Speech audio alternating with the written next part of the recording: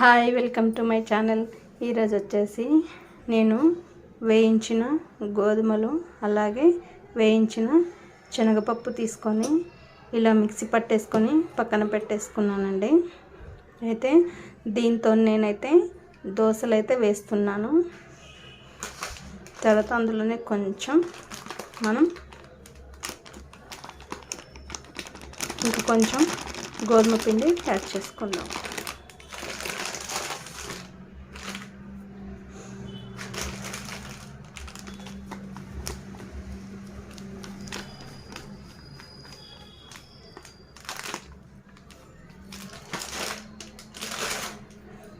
ఇప్పుడు మనం దీన్ని బాగా కలిపేసుకుందాం. ఇది హెల్త్కి చాలా మంచిదండి. శనగపప్పు అండ్ గోధుమలు కొంచెం రోస్ట్ చేసి నేనైతే మిక్సీ పట్టుకున్నాను. దాంట్లో కొంచెం ఆల్రెడీ మనం గోధుమలు వేసాం కాబట్టి కొంచెం గోధుమ పిండిని యాడ్ చేసాను పైనుంచి. ఇప్పుడు మనం కొంచెం షుగర్ యాడ్ చేసుకుందాం.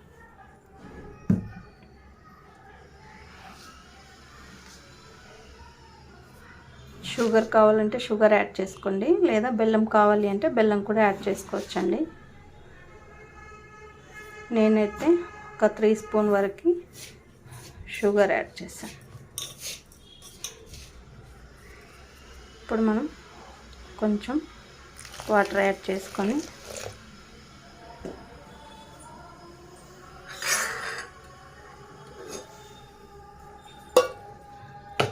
దోశలకి ఎలా కలుపుతామో పిండి సేమ్ అలాగే కలుపుకోండి.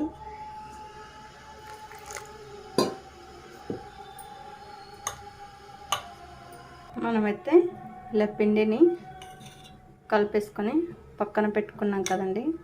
ఇప్పుడు మనం దోశ పెనం పెట్టుకొని దోశలు వేసేసుకో.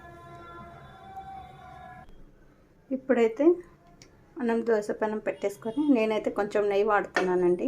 స్వీట్నెస్ కదా, స్వీట్ గురించి అయితే స్వీట్ దోశలు కదా, అందుకోసమే కొంచెం నెయ్యి యాడ్ చేసుకుంటున్నాను.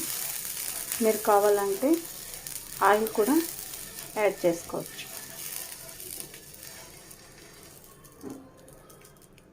ఇప్పుడు మనం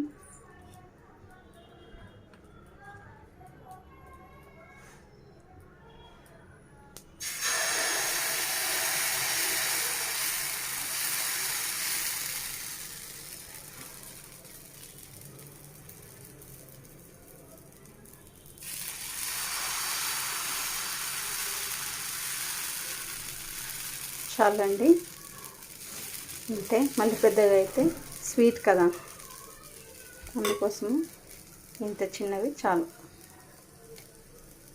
ఇప్పుడు మనం కొంచెం నెయ్యి యాడ్ చేసుకుందాం.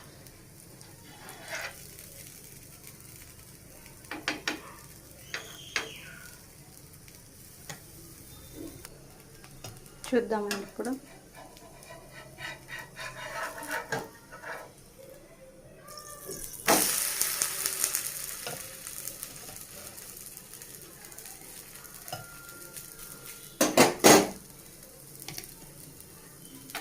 ఇది హెల్దీ బ్రేక్ఫాస్ట్ అండి. చాలా అంటే చాలా బాగుంటుంది.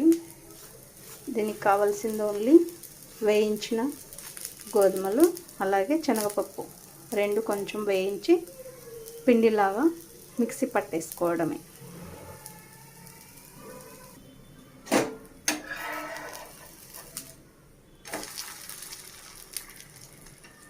ఓకే, ఒక దోశ అయితే రెడీ అయిపోయిందండి.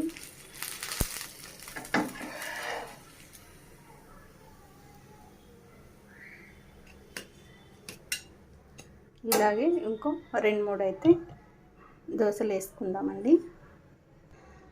ఓకేనండి, నా హెల్తీ బ్రేక్ఫాస్ట్ అయితే రెడీ అయిపోయిందండి. విటమిన్స్ ఇందులో చాలా అంటే చాలా ఉంటాయండి. హెల్త్ కూడా చాలా మంచిది. మీరు కూడా ఒకసారి ట్రై చేయండి. ఓకేనండి, నా వీడియో నచ్చినట్టయితే లైక్ చేయండి, షేర్ చేయండి, కామెంట్ చేయండి. డిఎస్టీ ఛానల్ని సబ్స్క్రైబ్ చేసుకోండి. Thank you.